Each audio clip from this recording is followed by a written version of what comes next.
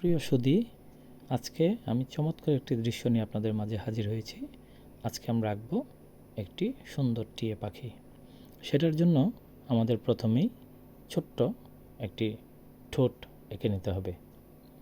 যেহেতু আমরা একটা পাখি আঁকব, সেহেতু আমাদের খুব ধীরে সুস্থে কাজটি লক্ষ্য করে করতে হবে। ঠোঁটটি আঁকার পরে আমরা মাথার অংশটুকু দিয়ে নিব। এখানে আপনি হাতের সাহায্য ছাড়া অন্য কোনো কিছু ব্যবহার করতে পারবেন না, কারণ তাহলে দৃশ্যটা ভালো হবে না। তারপরে টিয়া পাখির যে শরীরের অংশটুকু আছে, ওই শরীরের উপরের অংশটুকু আমরা হাতের প্র্যাকটিসের মাধ্যমে দিয়ে নেব। অনেক ধরনের পাখি আপনি ইচ্ছে করলে আঁকতে পারেন, শুধুমাত্র আপনার প্রচেষ্টাটুকু ভালো হতে হবে। তারপরে আমরা পেটের যে অংশটুকু আছে এটা দিব, তারপরে বাহিরের অংশটুকু দিব। তো টিয়া পাখিটা আমরা একটা সুন্দর ডালের মধ্যে বসিয়ে রাখবো। সেটার জন্য আমরা একটা ডাল আঁকবো। তার আগে আমরা টিয়া পাখির লেজ, আমরা সবাই জানি যে অনেক লম্বা হয়, টিয়া পাখির লেজটা আমরা দিয়ে নিব। লেজের ভিতরের অংশটুকু দিতে হবে অবশ্যই, কারণ টিয়া পাখির লেজের অনেকগুলো পার্ট থাকে, এটা আমরা সবাই জানি। টিয়া পাখিটা আঁকার জন্য খুব সুন্দরভাবে ধীরে সুস্থে কাজ করতে হবে আপনাকে। টিয়া পাখির গলায় অনেক সময় অনেক চেইন, অনেকে অনেক শখের কিছু পরায়, তো ওইখানে একটা র্যাগ আমরা দিয়ে দিব। চোখের অংশটুকু দিয়ে নিলাম। এবার টিয়া পাখিটা আমরা একটা সুন্দর ডালে বসানো দেখাবো।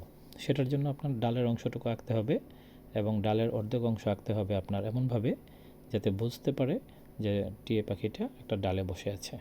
সেজন্য ডালের একটা অংশ টিয়া পাখির ভিতরে চলে যাবে। আর বোঝানোর স্বার্থে আমরা টিয়া পাখিটা ডালের আঁকড়ে ধরে বসে আছে, সেজন্য আমরা টিয়া পাখির শুধু নখগুলা ব্যবহার করব। পায়ের দৃশ্য এখানে দেখানোর দরকার নেই। পালকের অংশে আমরা 3টা দাগ দিয়ে এভাবে আমরা একটা টিয়া পাখি কমপ্লিট করতে পারি।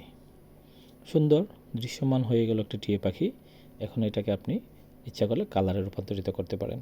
সেক্ষেত্রে আমি পেন্সিল স্কেচ ইউজ করব, গতানুগতিকের মতোই। আপনারা ইচ্ছা করলে টিয়া পাখির কালার, টিয়া পাখির বই দেখে কিংবা টিয়া পাখির যে কালার আছে ওই কালারই আপনি করতে পারেন। তবে সেক্ষেত্রে কালারের ক্ষেত্রে আপনি একটা জিনিস মনে রাখতে হবে, অবশ্যই টিয়া পাখি কিন্তু সবুজ রঙের হবে, অর্থাৎ টিয়া কালার যেটাকে বলে, হালকা কালার। কড়া কালার ব্যবহার করতে পারবেন, তবে খুব কম।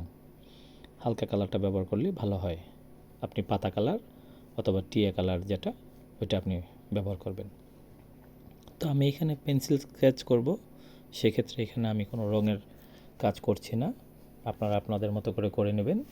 সেক্ষেত্রে যে অংশটুকু আমি মাত্র রং করলাম, ওই অংশটুকু অবশ্যই একটু কড়া কালার ব্যবহার করবেন, সবুজ কালার।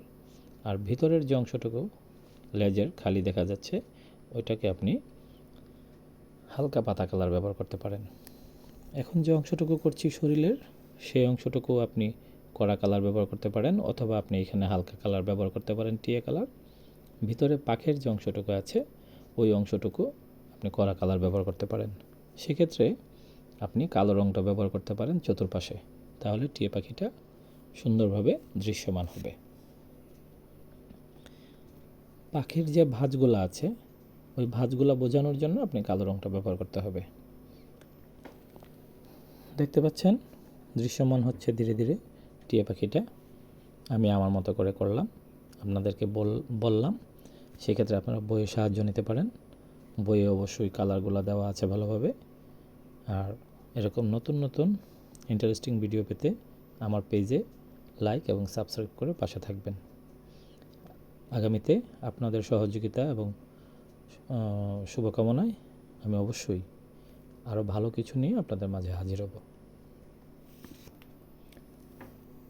দেখতে পাচ্ছেন টিয়া পাখিটা মোটামুটি দৃশ্যমান হয়ে গেছে। ঠোঁটের অংশে অবশ্যই আপনার লাল রং ব্যবহার করতে হবে, কারণ টিয়া পাখির ঠোঁট বরাবরের মতো লাল থাকে। আর এখানে যে ছোট যে ডালের অংশটুকু ব্যবহার করা হয়েছে, সেই ডালের অংশে আপনারা অবশ্যই খয়েরি কালারটা ব্যবহার করবেন। যদিও আমি এখানে কোনো রং ব্যবহার করছি না, বারবার আপনাদেরকে বলছি, আপনারা আপনাদের স্বার্থে টিয়া পাখিটা কালারফুল করার জন্য ওই রঙগুলা ব্যবহার করতে পারেন। টিয়া পাখিটা অবশ্যই সুন্দর করে আস্তে আস্তে এঁকে তার উপর আপনি কালারগুলা মিক্স করবেন, দেখবেন টিয়া পাখিটা সুন্দর হচ্ছে। রঙের পরিবর্তনটা যদি আপনি ভালোভাবে আনতে পারেন, দৃশ্যটা যেমনই হোক না কেন ফুটে ওঠে।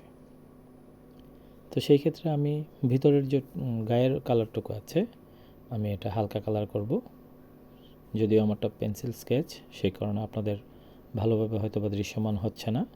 আমি এখানে রঙের ব্যবহারটা করি নাই, কারণ আমার সবগুলা স্কেচই আপনারা জানেন পেন্সিল স্কেচেই থাকে। আমি কালার কোনো ব্যবহার করি না, কারণ অনেকেই কালার ব্যবহার করলে ভিডিওতে ভালো আসে না, বুঝতেও পারে না। সেজন্য আমি ন্যাচারাল যে রঙগুলো আছে ওইগুলো থেকে বিরত থাকি। এভাবেই আপনারা সুন্দর দৃশ্যমান একটি টিয়া পাখি এঁকে নিতে পারেন। আবারও নতুন কোনো ভিডিওতে দেখা